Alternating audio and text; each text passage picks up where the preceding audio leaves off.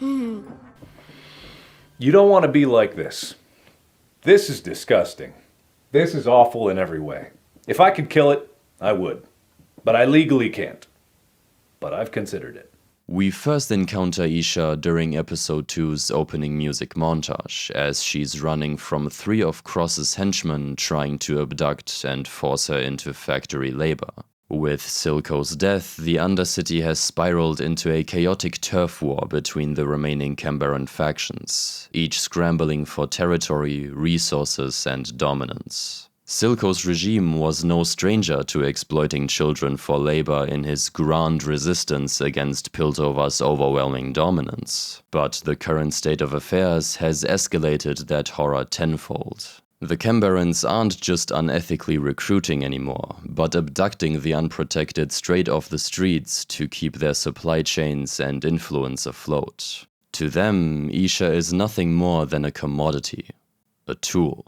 But unlike many of the other street kids who get dragged off screaming and powerless, this one does not go down without a fight. She darts and crawls through tight pipelines, lashes out at her pursuers' grabbing hands, and takes serious risks to hold on to her freedom. After managing to evade and frustrate her captors for a good while, longer than you'd expect, considering one of these goons should have been more than enough to subdue any average kid her age, Isha finds herself cornered. A large gap yawning open in front of her, one of the henchmen rapidly closing in from behind. She commits to the jump, scrambling for the ledge on the other side, but slips and plummets downward, landing as fate, or more accurately, the writer's pitiful need for narrative contrivance would have it, directly on top of Jinx, who, of course, just happened to be wandering aimlessly through this alley at this specific moment, right beneath the exact broken pipeline Isha was attempting to cross. There was no reason for Jinx to be here, no reason for Isha to be chased down this specific pipeline. It just happened to line up perfectly. Because why not? We need to have them cross paths somehow, right? Why bother investing time and effort into building a justified cause and effect chain of events that naturally brings these characters together, when you can simply have one literally fall from the sky onto the other and force them to interact? I don't know, man. It just seems lazy. After quickly disposing of the henchmen who came down to capture Isha, Jinx launches into an unprompted and moderately cringeworthy monologue about how dancing on death's knife edge is the most riveting and beautiful feeling in the world. You feel it? That buzzing behind your eyes? Unsure whether this blue-haired wildcard will save her or get her killed, Isha's eye lands on a conveniently placed cluster of wanted posters plastered right beside them, each one bearing Jinx's face. Years of scraping by on Zaun's hostile streets have left Isha instinctively suspicious of everyone. But discovering that her accidental savior is the Undercity's most wanted fugitive sweeps away her last misgivings. If Zaun's public enemy number 1 can stay ahead of Cambarans and enforcers alike, sticking close might be Isha's best shot at survival and freedom. So she does. There is also an undeniably subtle sense of admiration already building within Isha, seeing how effortlessly Jinx took out her pursuers. Jinx is strong, fearless, and independent. Precisely the traits Isha aspires to as an orphan struggling to survive in an unforgiving environment. Throughout the rest of the episode, Isha shadows Jinx from one stop to the next. First, the last drop, where an unexpected heart-to-heart with Sevika replaces what should have been a hostile standoff, and then the abandoned arcade Jinx once shared with Vi, Clagger, Milo, and Echo, now jury-rigged into a workshop for Sevika's new mechanical arm. When that detour ends with Jinx ambushed by Smeech and his goons, Isha is lurking just around the corner. She even intervenes, scooping up one of Jinx's dropped smoke grenades and tossing it at a goon, which allows Jinx to take him out.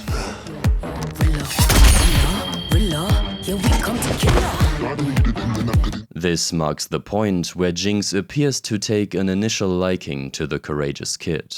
Isha has just proved she's no ordinary street rat. Even at such a young age, she's a fighter, a trait Jinx relates to all too well.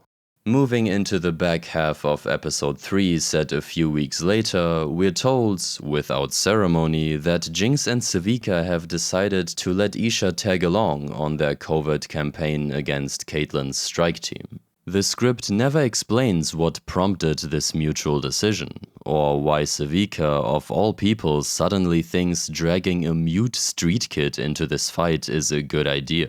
Given her well-established pragmatism, Sevika should balk at anything that could risk an ambush's success, especially one that might hand her victory over Piltover's new Kiraman tyrant. Are we really supposed to believe that she'll jeopardize the entire plan just so Jinx can keep her latest stray around? Wouldn't she at least insist on keeping Isha far away from the coming fight? That doesn't sound like the Sevika we know. And what about Jinx? Does she care at all about the danger she's exposing Isha to? Does she not worry the kid might derail her carefully staged plan to die at her sister's hands? You know, exactly what ends up happening? Wouldn't it make much more sense to stash Isha somewhere safe instead of parking her on some random pillar as a spectator? What if that pillar is destroyed mid-fight? What if Isha's fearless yet immature impulses drive her to jump in, dragging herself straight into the line of fire? In short, she doesn't belong in this fight. Her presence offers no tactical advantage and poses nothing but a liability to Sevika and Jinx's plan, while significantly diluting the battle's final moments by having her leap between the sisters at the last second just as Vi is about to deliver the finishing blow.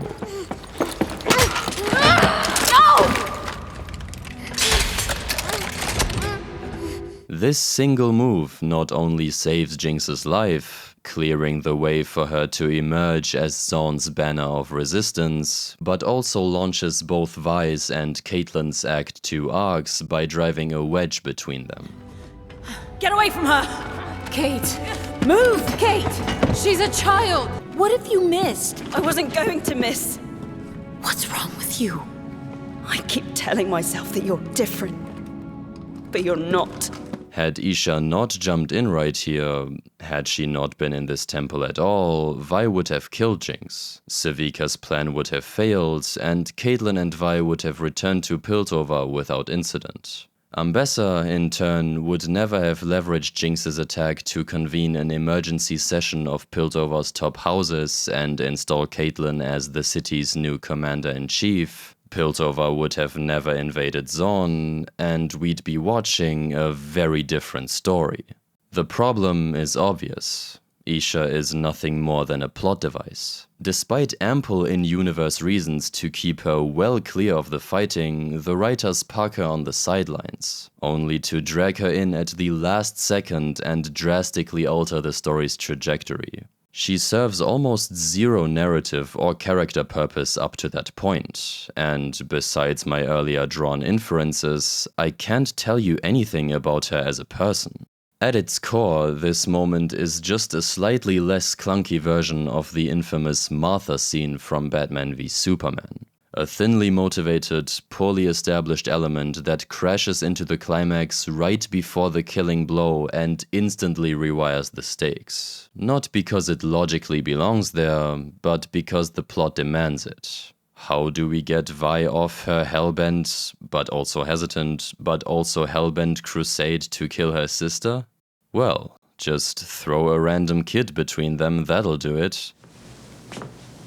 Well, that was easy, wasn't it? Now, on an emotional level, this moment wouldn't be such a glaring misfire if Isha weren't a complete nobody compared to Vi, Jinx, Caitlyn, and Sevika.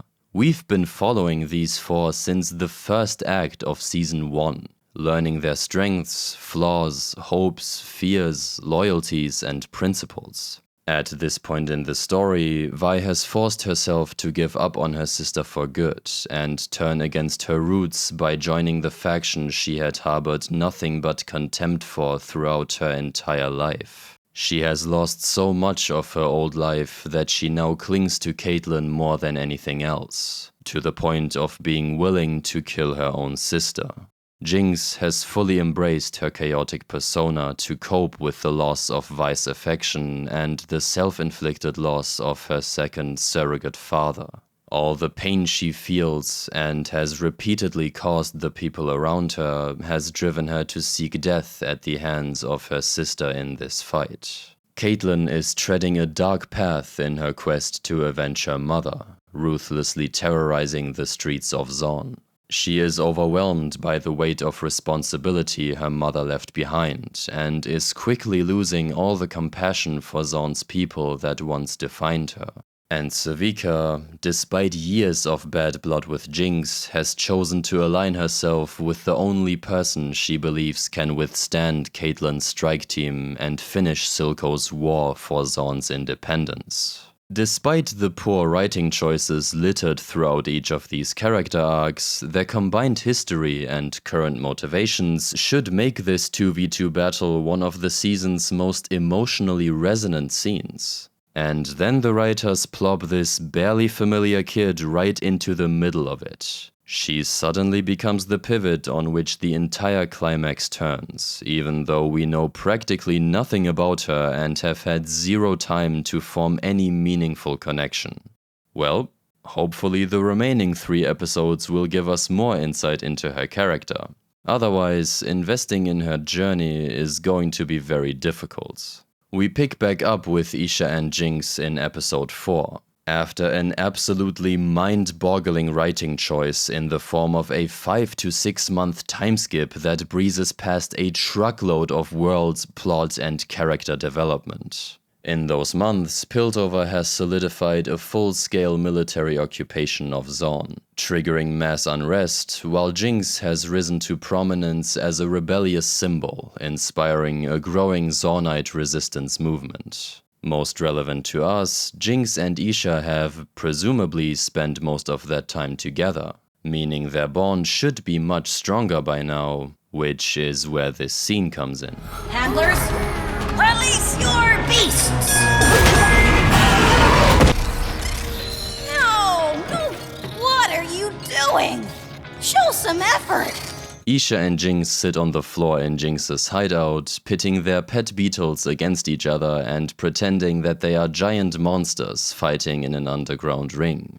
To the more discerning Arcane fans, the purpose of this will be quite obvious. This scene is a clear echo of the monster game Vi recalled playing with Powder when they were kids. We played a game where we pretended to be bigger and bigger monsters. So she would say, I'm a slug monster with venom for ooze. And I would say, well, I'm a slug eating crab with razor spikes. The goal here is to cast Jinx into the big sister role, mirroring her lost dynamic with Vi. Not only does this give the writers an easy pathway to deepen their relationship, at least on the surface, but it also nudges Jinx to reflect on and perhaps even sympathize with her big sister's perspective over time. Unfortunately, this playful little callback, coupled with Jinx dyeing Isha's hair blue as a reward for winning the bug fight, is about as far as the writers are willing to go in fleshing out this strengthened relationship. Why do I say this? Well, just look at where we are in the narrative right now. These two have spent the better part of 6 months side by side. 6 months of dodging enforcer patrols, sabotaging their routes, rallying and supporting fellow Zaunites willing to fight back against their occupiers, and painting every corner of the Undercity with colors of the rebellion. All of which has been crammed into an 82-second music video at the start of episode 4, only to never be addressed again. Every hard-won moment of trust and affection that should have grown from these shared experiences, any narrative potential of organically portraying Jinx gradually warming up to Isha and forming a close, sister-like relationship has already been lost. because we didn't get to see any of it. As such, the best that Season 2's writers can do to get us invested in this relationship is to explicitly tell us about it through some fairly ham-fisted dialogue. Or monologue, rather. You're lucky. I didn't get to do much of this with my older sis. So Jinx is explaining that, in the past, Vi and her never spent much time doing sisterly or playful things because Vi was always training. She was more into hitting things. Plausible enough. We know Vi's first priority was always protecting Powder from potential dangers, which drove her to become an excellent fighter, most likely at the cost of spending quality time with her. Powder, meanwhile, idolized Vi and craved her approval and affection more than anything, especially as she gradually realized that quality time was slipping away after their parents' death. The trauma and struggles of their childhood made it very difficult to enjoy the innocent, playful side of sisterhood. Now, Jinx finally gets to relive a slice of that lost bonding with Isha. Though we could already have deduced as much from simply seeing them interact, and the line itself does sound a little clunky. It's also worth noting that Vi absolutely was present in Powder's life and gave her as much warmth as she could while constantly fighting to keep her safe. The focus here lies purely on Vi's sparse engagement in certain sisterly activities after losing their parents. I had a different name back then, you know. Powder. And now we have a bit of a problem. Not only does this line reek of exposition, it also raises an obvious question. Why is this the first time Jinx is talking about it? 5 to 6 months together and she never even mentioned anything about the incredibly formative first half of her life? Never mentioned anything about her big sister? The same person who Isha almost shot in an attempt to protect Jinx? You'd think that topic would have come up on day 1, or at the very least in the following weeks. But hey, I guess it's too difficult to come up with more authentic dialogue these two characters would be having this far into their relationship. Nothing about the current state of the rebellion, Piltover's dominance, its leadership, or the realities of the occupation. Nothing about what specific things Jinx and Isha have been up to for all these months. Nothing about the Firelights and their potential role in the resistance. Remember those guys? The faction that is virtually ignored throughout all of Season 2, only to briefly show up during the final battle together with Jinx and the remaining Zornites? Nah, that would be way too interesting. Let's just have Jinx tell Isha the most basic facts about her history, because somehow they never got around to talking about it, despite every intuition suggesting the opposite. Stupid, right? Yes, very stupid indeed. Also, I suppose this moment gives us clear confirmation that Isha is mute. Specifically that she can understand everyone else, but cannot speak herself. Hey, kid. Still got all your insides?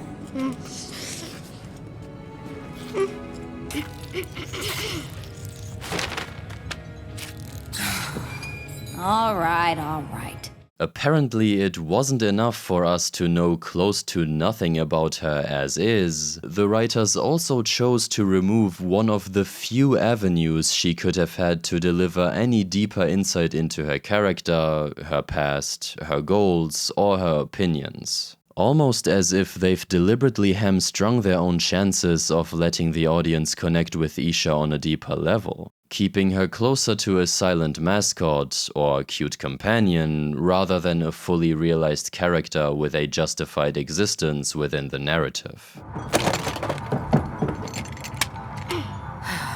Did Savika put you up to this? Of course, Isha isn't completely, utterly mute in practice. She still gets her point across through body language and facial expressions, which thankfully are much more grounded and sensible than what you usually see in characters of this type. Moments earlier, she reminded Jinx that she'd promised to dye her hair if she won their beetle fight. And now she urges Jinx to head back outside and fight Piltover's occupation. That's a past life, kid. Knows about as sweet as last year's milk. Jinx is dead. This causes Jinx to react dismissively, because not only did she become Zaun's #1 symbol of resistance, she has also apparently already retired from that position and abandoned the fight for freedom some undefined number of weeks or months ago. Well, that's a surprise. Would have been nice if we got to experience any of that as part of the actual story, so we could track her arc and understand what drove her to abandon the cause.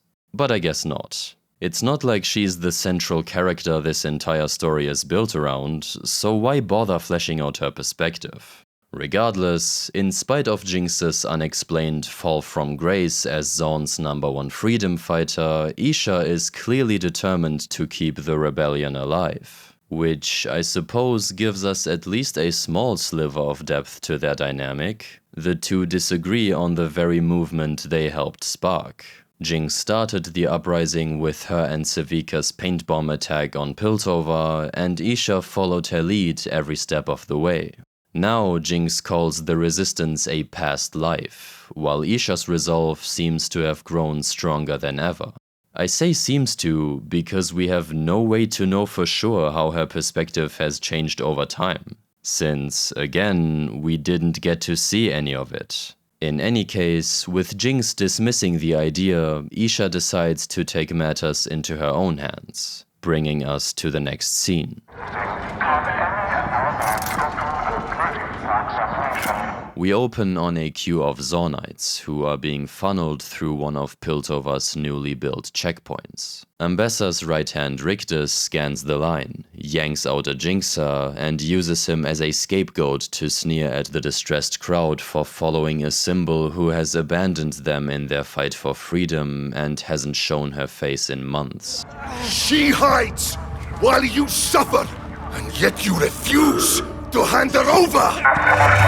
However, his rant is soon interrupted by the speakers giving out, followed by smoke bombs and fireworks raining down across the checkpoint. The Zaunites, who were compliant seconds ago, immediately seize the moment and surge, swarming the enforcers and toppling the gate. As chaos unfolds below, we see a cloaked Isha standing on a rooftop, proudly watching the result of her stunt before bolting and leaving Jinx's iconic monkey graffiti.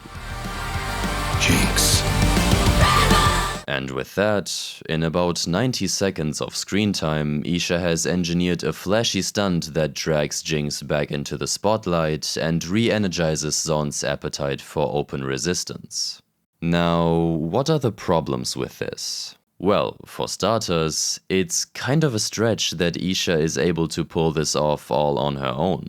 She is extremely young and has spent only around 6 months as Jinx's sidekick, yet perfectly manages to plan out this entire maneuver. Nail all the logistics, nail the timing, sabotage the checkpoint speakers, understand and predict crowd psychology, and construct a full pyrotechnic package including parachute smoke bombs and paddle-triggered fireworks, all without any help. Of course, it's not impossible, but when Powder at a similar age couldn't have nailed even 1/4 of this plan without a significant screw-up, it certainly sheds a questionable light on the script's plausibility. Another question I have is, where did all this gear come from?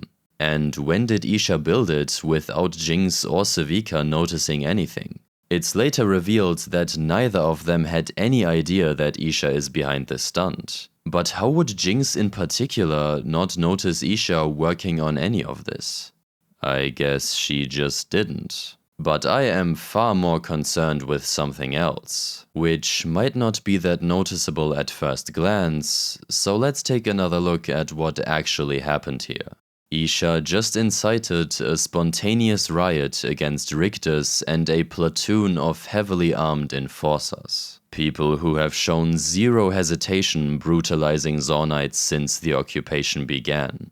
So I hope you don't mind if I ask, what did she expect would happen if she staged a bombastic return of Zaun's most beloved symbol of resistance at a heavily guarded checkpoint? What did she think these guards would do to a bunch of riled up Zaunites? What do you imagine them to do to occupant citizens violently toppling a checkpoint? Having lived through the past months of the invasion, Isha should be very familiar with the opposition's ruthlessness.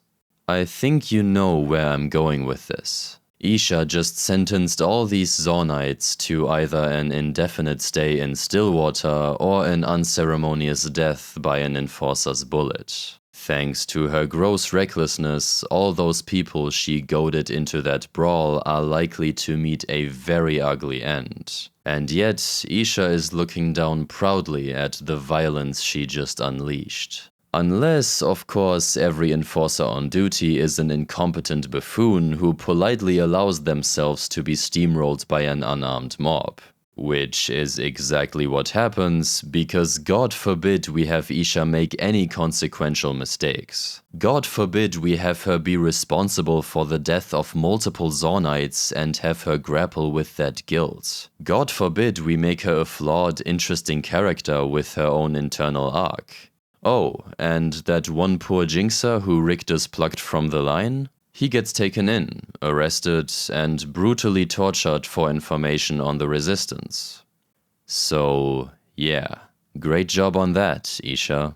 Now, I know what some of you might be thinking. Surely it isn't Isha's fault that this guy was arrested, he was getting picked up anyway. Rictus would have taken him in with or without her pulling off this stunt. Fair point. While that is true, it's also true that Rictus likely would not have tortured him this brutally for information if Isha hadn't made everyone think Zaun's #1 freedom fighter had returned. He certainly would have sent him to Stillwater, but torture him like this? I doubt it. That thought would have only occurred to him once he considered that this particular Jinxer may have had a hand in planning this stunt, and thus could know a bit more about their #1 enemy than the average Jinxer. So the injuries he sustained from that quite brutal beating and the fallout from whatever he tells Rictus can and should absolutely be pinned on Isha's recklessness. Now, as a result of this genius-level stunt, word of Jinx's supposed return quickly spreads across Zaun. At the same time, Sevika has been organizing a gathering of Zaunites at the Vanda statue, where she gives an impassioned speech that rallies everyone to reignite the rebellion. Unfortunately, the Jinxer who was captured has already told Rictus about this very gathering, so he rolls in with enforcers, ambushes the crowd, and arrests everyone, including Isha, before taking them to Stillwater. Well, game over, guys. From here, Isha's sole function for the rest of the episode is that of a MacGuffin that Jinx wants to save. So she joins Sevika in breaking into Stillwater, has a brief, vulnerable, symbolic moment with her Jinxers, a group she has never cared about, only for a rabid Warwick to crash the party and close out the episode. Sevika then rushes Isha to safety, while Jinx fights the beast and reconnects with her lost father. And that's it for episode 4. I have to admit, we are not doing too well right now.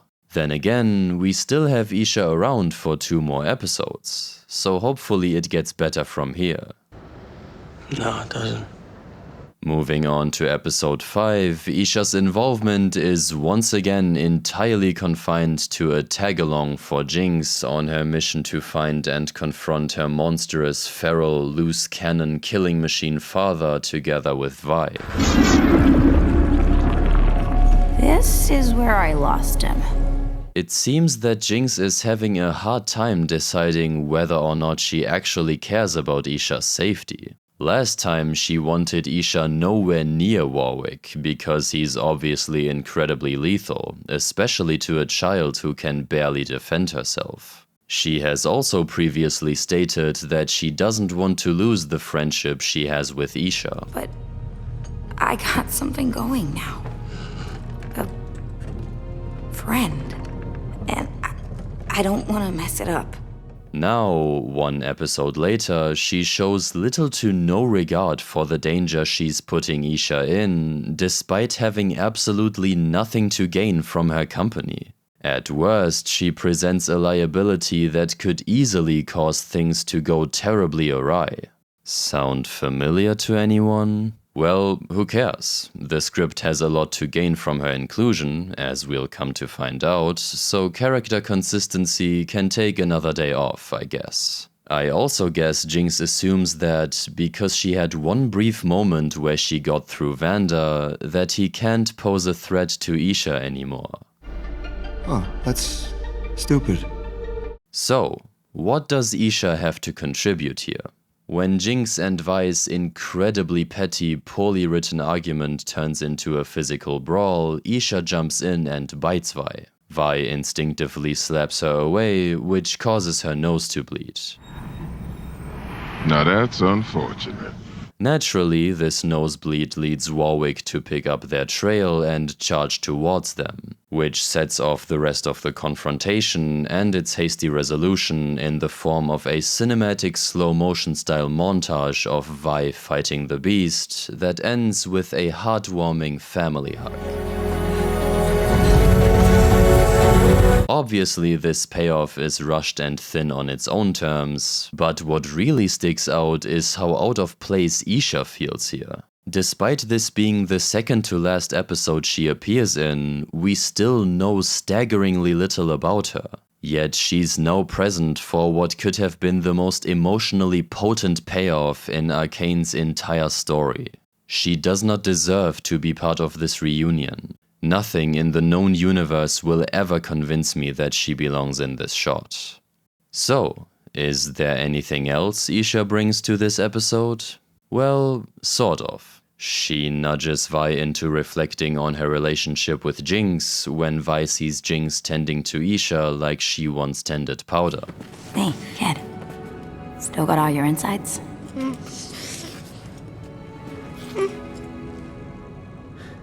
Do you see the parallels, guys? Vi is reminded of how she used to watch over her sister.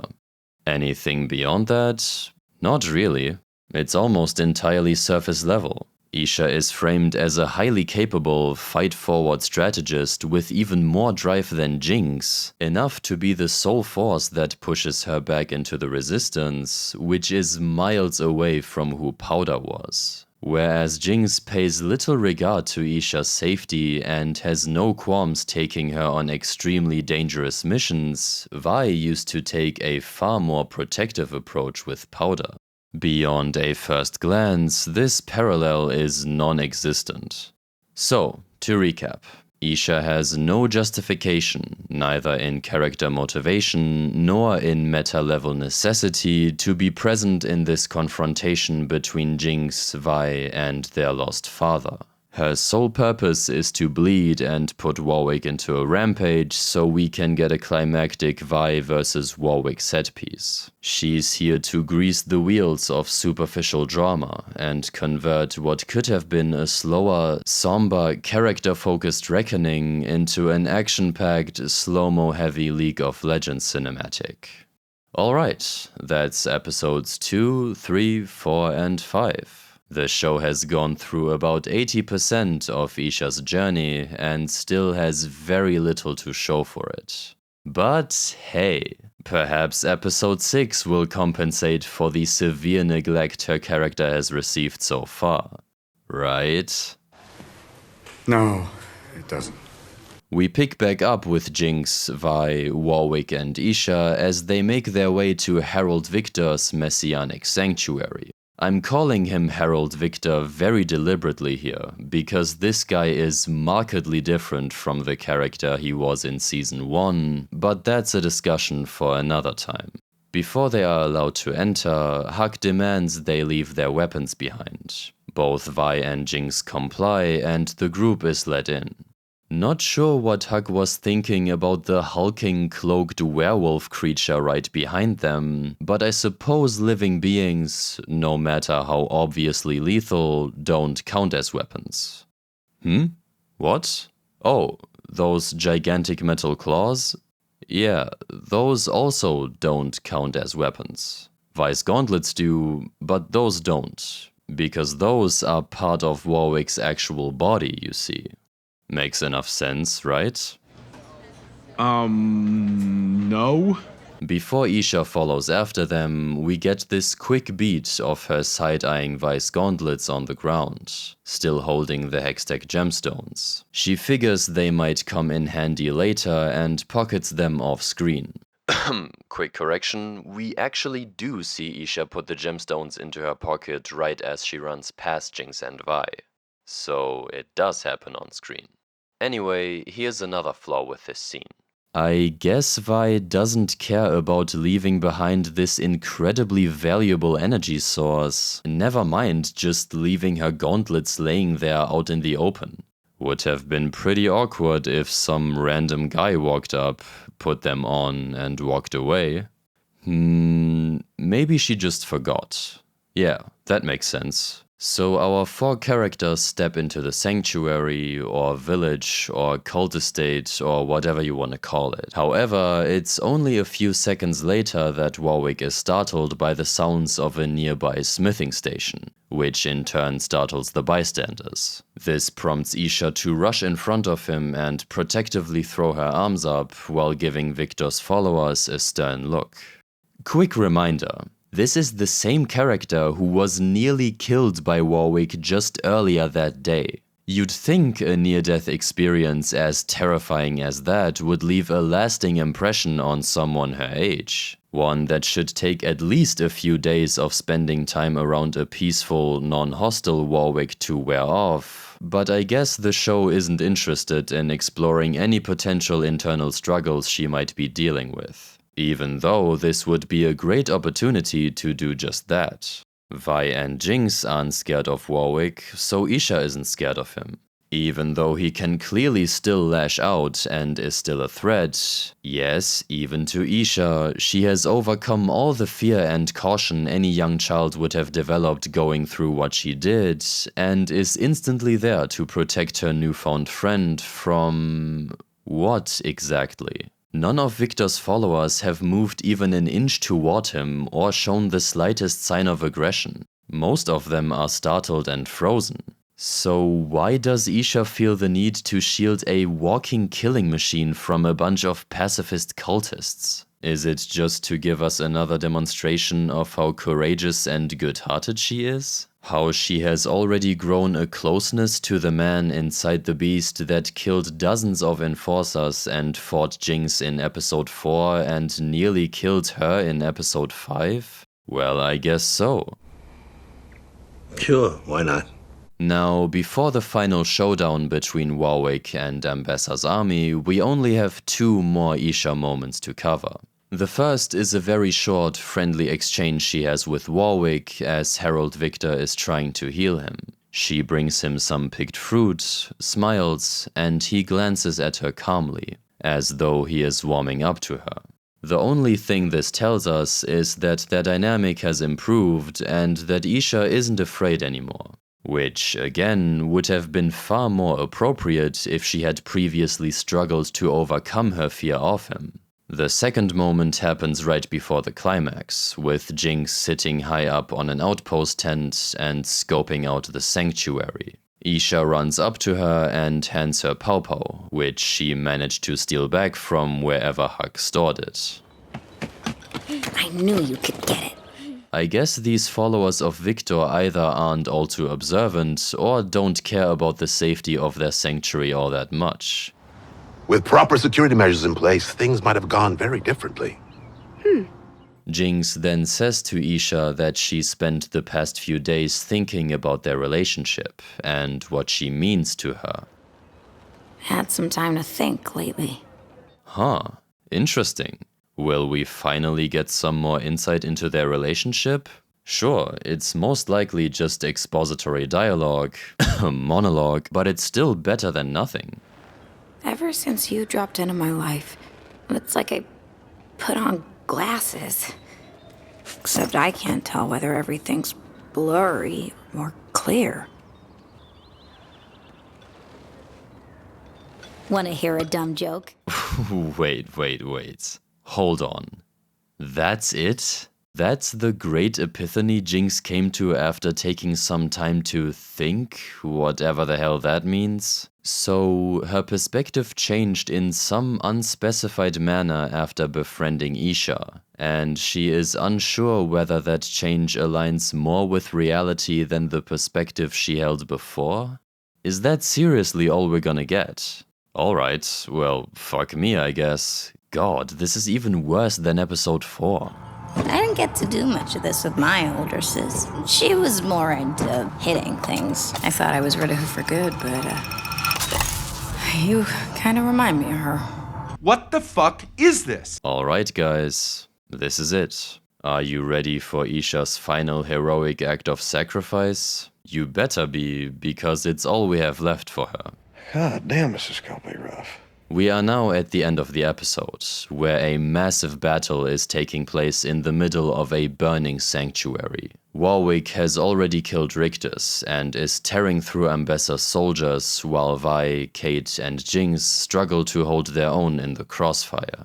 While Kate is attending to an injured Vi, Jinx rushes to Warwick to calm him down, but in the heat of battle, he immediately knocks her to the ground.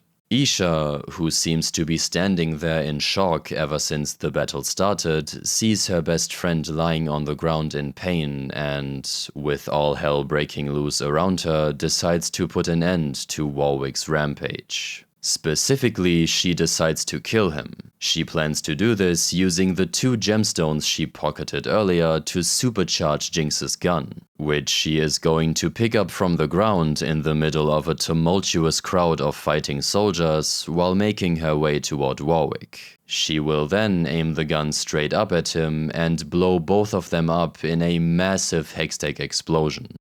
Not a great plan. I have several issues with this. First and foremost, how does this literal child have any understanding of what the hell is happening in this extremely chaotic battle? How can she just stand there accurately observing all sides fighting one another and not be overwhelmed by fear? Why is she not immediately running straight to Jinx like she did in episode 3 and episode 5? I seriously doubt that this horrific battle would induce less panic in her than the other 2 times she witnessed Jinx being in danger. If those were stressful enough for Isha to act on impulse and jump in to save Jinx without hesitation, then this battle should be no different. Instead, she's now turned into a level-headed adult who perfectly assesses the extremely dangerous circumstances around her and concocts this deliberate suicide maneuver. Secondly, why is she all of a sudden so intent on killing Warwick? She just spent the entire episode protecting and caring for him, essentially treating him like her favorite pet. This episode made a clear effort to show us that these characters are warming up to one another. So how can Isha be so quick to give up on him? Are we meant to believe this was a heat-of-the-moment risk-benefit analysis after seeing Warwick hurt Jinx? Completely by accident, by the way, causing her to conclude that all hope of Vanda ever returning is lost, and thereby leaving her with the only difficult but necessary choice? How could she ever make that assumption with any meaningful degree of confidence? How can she be so certain of it to the point of willingly sacrificing her own life for it? What if this rampage is temporary? What if Vanda can still be saved? Isha has no way of knowing that. No one does. If anything, her experience with Warwick up to this point would suggest just that. Coupled with the fact that she regularly orients her own behavior and allegiances around her role model Jinx, who is clearly still convinced that her father can be saved, these would all be definite factors preventing Isha from making such a radical decision. And we haven't even touched upon the potential anguish this might cause for Jinx. If Isha is wrong, she robs Jinx of the only opportunity to get Vanda back. The entire goal both sisters pursued in coming here was to find some way to cure the beast and get their father back. Something Isha should absolutely be aware of by now. And what happens to that goal when you kill that very beast? Stupid! Stupid! Stupid! What the hell? But even if we grant all of that and pretend her snap judgment is fully reasonable and logically sound given her understanding of the stakes, which it isn't, I'm still left with arguably the most glaring question. What does Isha expect the outcome of this to be? Why would this kamikaze maneuver be the most reliable way to guarantee Jinx's safety? What does she think will happen to Vi and Jinx after the explosion? Is she hoping this will kill and or knock out a huge chunk of Ambessa's army, to such an extent that they won't be able to incapacitate and arrest both sisters afterward? Why would you think that? The only thing she can be reasonably certain of is that this will kill Warwick and halt the immediate rampage. But how exactly does that translate into a good outcome for Jinx? Given the scale of Ambessa's forces, there will be plenty of mostly unaffected soldiers left to put both sisters into custody. And Isha simply can't expect this one supercharged shot to vaporize the entire sanctuary, because that would include the only 2 people she cares about. Well, 3 technically, but I guess not anymore. In short, Isha kills Warwick and herself and a few soldiers and stops the battle. After the explosion, everyone else is shell-shocked for a minute or 2 before some other Noxian soldiers come in and take Vi and Jinx into custody.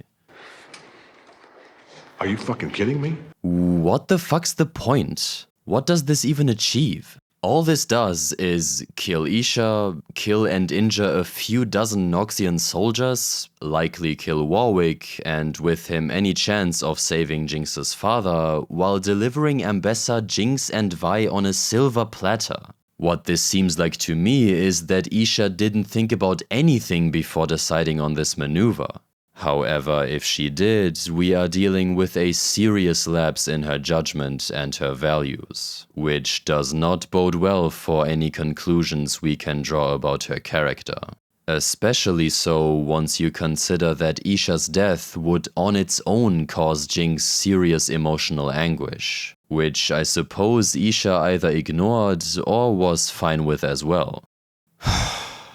Anyway, let's just move on and see how Isha's grade A plan actually plays out. Hold on. What is this? Oh, wait, you are fucking with me right now. There's no way we are actually doing this right now.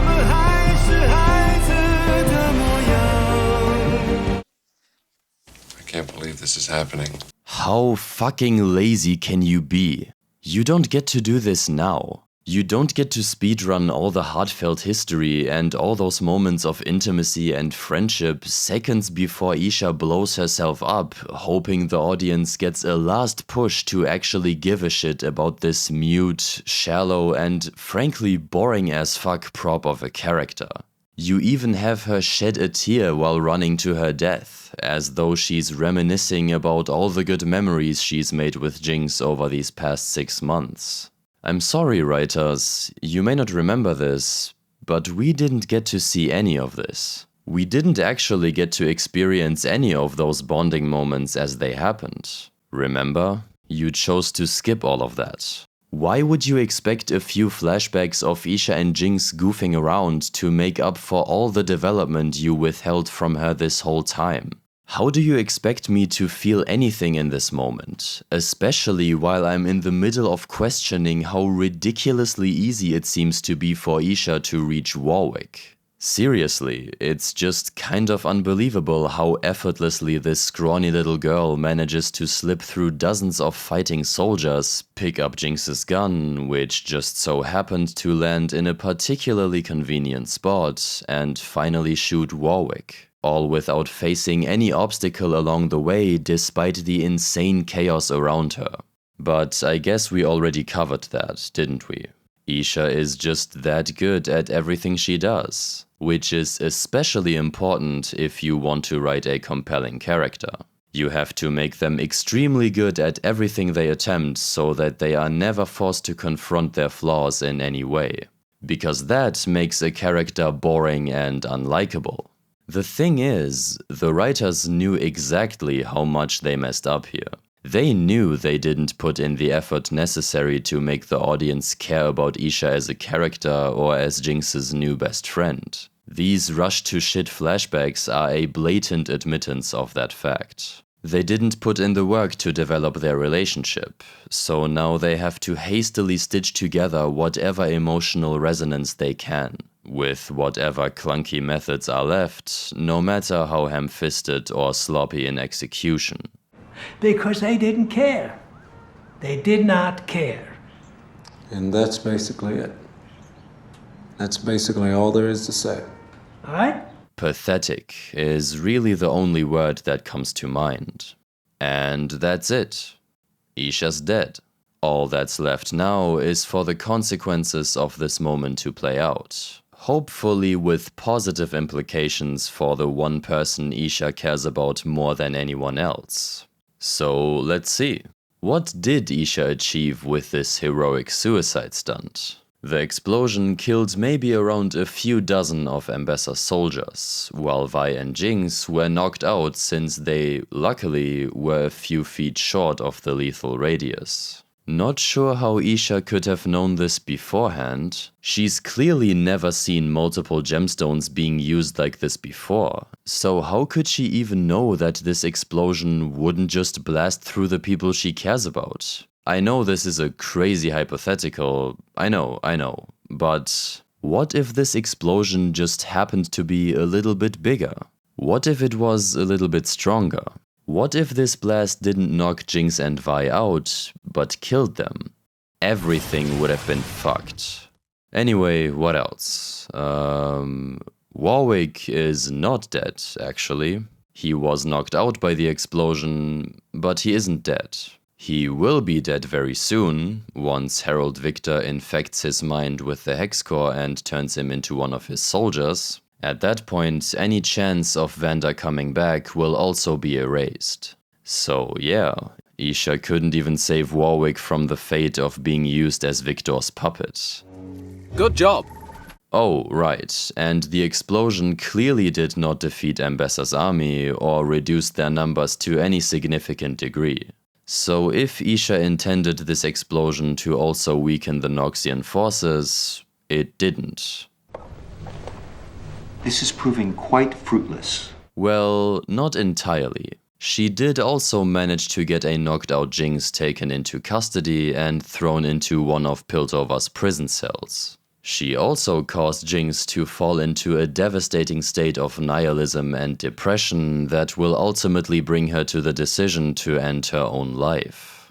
Good job, Isha. I'm sure this is exactly what you envisioned would happen, right? You chose to abruptly leave Jinx behind after having spent the past 6 months building a new life with her, which not only gave you security, shelter, and a role model to look up to, but imbued Jinx with a new sense of purpose after having given up on life.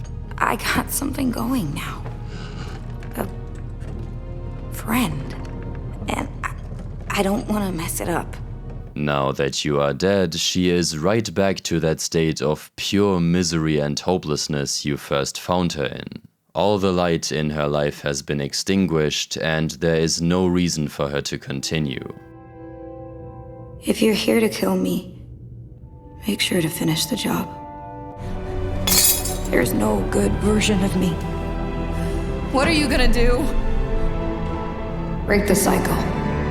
Now, if it was on me, I wouldn't even blame you for what you did. After all, you're still a child, who shouldn't yet have a good understanding of how her actions can affect the world around her. Unfortunately, the writers wanted you to be a lot more than that. They wanted you to be hyper-competent, intelligent, and courageous. They forced a level of agency onto you that should not be assigned to a character that people unironically want to compare to Powder.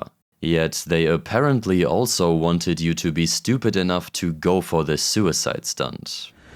Doesn't make sense. Regardless, this effectively brings Jinx right back to the mental state she was in at the end of Season 1. She had just started developing a new, although barely explored, outlook on her life, only to have it ripped away when things finally seemed like they were changing for the better. Jinx is even more depressed and nihilistic now. She can't accept what you and I know. There are no happy endings. Hey! You don't have to worry about me anymore. You don't need to feel guilty about being happy. You deserve to be with her. So there you go. At least this whole stunt had some kind of lasting impact. Then again, not really, because her depression gets taken away once more by Echo in the first minutes of episode 9. Point being, beyond the few plot cogs her inclusion sloppily yanks into their desired place, Isha's character barely accomplishes anything substantial within Arcane's narrative. She was added to the story to shut up, look cute, bring out the big sister in Jinx, and offer her a new, hopeful outlook on life now that she finally has someone who needs her. For the first time, Jinx finds herself on the other end of the sisterly relationship that defined her entire childhood, and it imbues her with a newfound sense of purpose, giving her a chance at reshaping her identity for the better. As soon as this street kid started following her around, they grew closer and closer. Jinx began to realize that even someone as damaged as her could find meaning in caring for someone in need. Spending more and more time with Isha gradually drove her away from her destructive tendencies of extinguishing all that was left of her past life and made her turn toward a brighter side. It's the first time in years that she can embrace the inner child that was ripped away so early. The first time in a long time she gets to engage in activities she used to do with Vi. Finally, she can experience that sisterly affection again. She might even be able to make peace with certain parts of her traumatic past by taking the role of the big sister. And perhaps make up for the things that fell short in the years she had with Vi. Unfortunately, any potential for emotional depth this relationship had to offer is left by the wayside, because everything I just described is stuff one must deduce from the few and far between bits and pieces of this relationship we actually get to see. It barely constitutes anything tangible within the script, which is a massive problem in deriving anything valuable from Isha as a character. I got nothing to work with! It would have been great if we had seen this relationship explored a bit further, beyond 2 or 3 brief dialogue scenes and an embarrassing flashback montage. But I suppose the writers had other plans. Instead, they chose to conveniently plop Isha into a given scene and provide her with all the agency, courage, competence, and not to mention luck she needed to make certain things happen just the way they wanted to, regardless of whether it matches the properties a reasonable viewer would expect someone of her age to possess. She literally falls from the sky onto Jinx in one of the most ludicrous plot contrivances in Arcane's entire story, at which point she becomes her small companion. She helps Jinx evade death by perfectly throwing a bomb near one of Smeech's henchmen, a bomb which she's never seen before, let alone used. She manages to jump in last second and prevents Jinx from getting killed by Vi, despite the glaring lack of any good reason for her to be anywhere near this fight. She manages, completely on her own and without anyone noticing, to plan and execute a bombastic and rather complicated stunt to subvert one of Piltover's checkpoints and bring the image of Jinx back into Zone's consciousness. She does this despite the almost inevitable violence and deaths this will cause to happen to her own people, given the amount of armed enforcers present at the scene. She is captured by Rictus and the enforcers and is taken to Stillwater, which gives Jinx ample motivation to accompany Savika in her break-in, ultimately leading to her confrontation with Warwick and by extension everything else that comes from that. She impulsively attacks Vi in the mine and gets a nosebleed for it, the scent of which is picked up by Warwick, allowing the confrontation to play out the way it does. She manages to sneakily snatch Jinx's gun from wherever Victor's followers stored it without any trouble or consequence, and she not only successfully maintains enough of a clear head in the middle of a chaotic battle to concoct and decide on a stunt to save Jinx, but also musters the courage and selflessness of a full-grown, mentally mature adult to willingly end her own life in doing so, despite never having acted this mature or level-headed in any prior stressful situation. I would say it's completely obvious what's going on here. Pulling your strings this overtly, without any concern as to how it will be received by your audience, is almost a guaranteed path to losing that audience, because you are telling them that you don't care about earning their investment. Everyone has their own line when it comes to suspending their disbelief and going along with the story. The more the story shows its hand, the more likely they are to be pulled out of the narrative.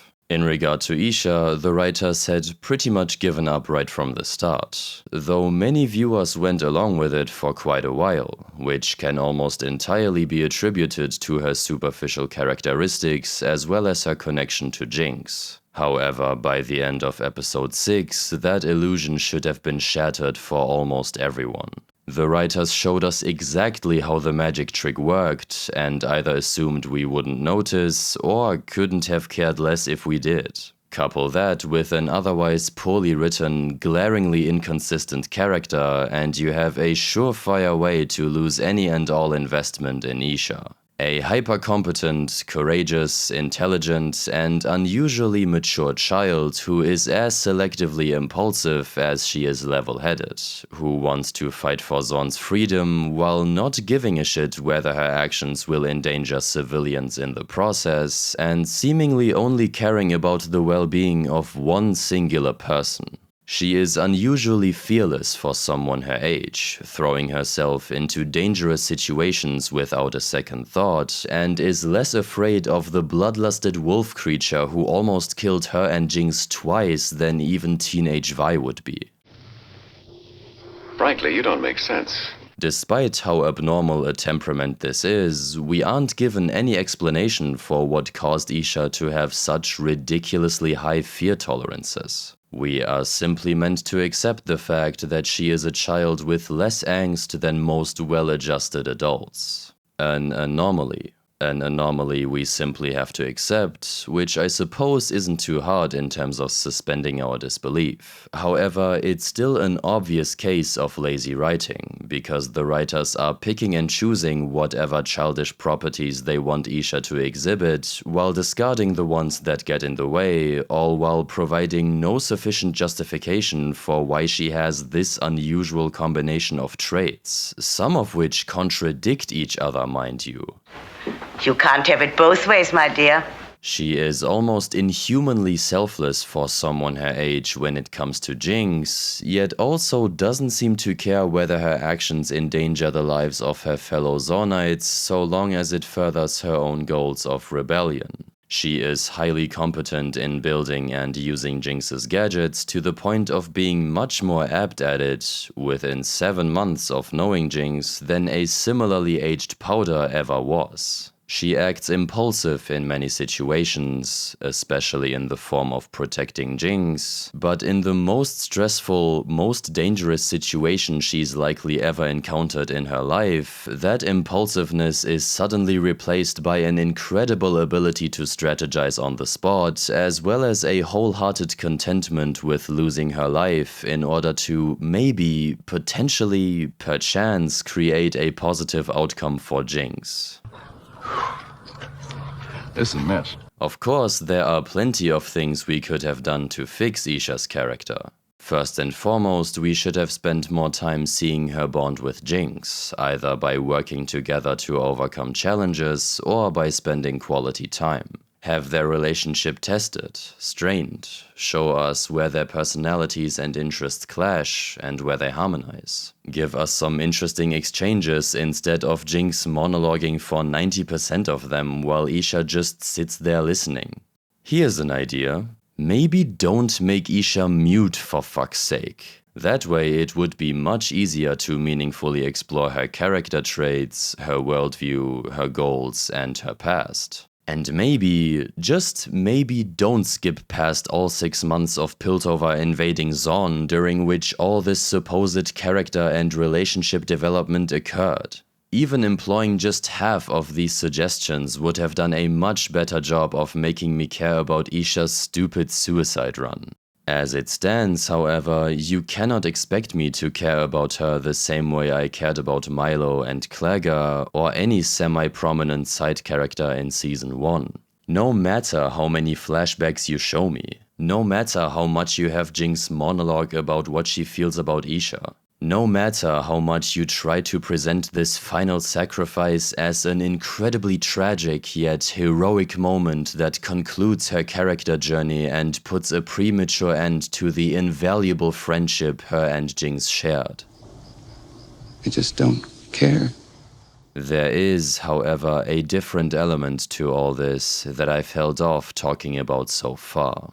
One that, once you strip away what the writers intended Isha to be, becomes impossible to ignore and sheds her entire journey in a very different light. And it begins by realizing that Isha is a child who is barely older than Powder was in Season 1's first act. Think about how weak and vulnerable Powder was. Think about how dependent she was on Vi. How much she needed her affection and guidance to stay safe and sane, and how she always tried to be just like her. How much responsibility Vi held for her well-being.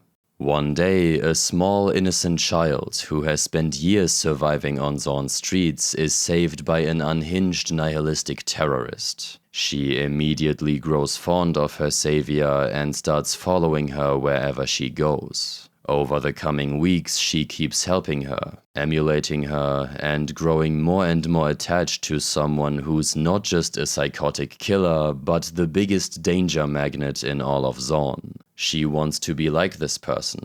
Strong, cool, dangerous, and in chasing that, she is exposed to many life-threatening situations, mostly thanks to Jinx's gross irresponsibility that ultimately culminates in a final decision to give up her own life.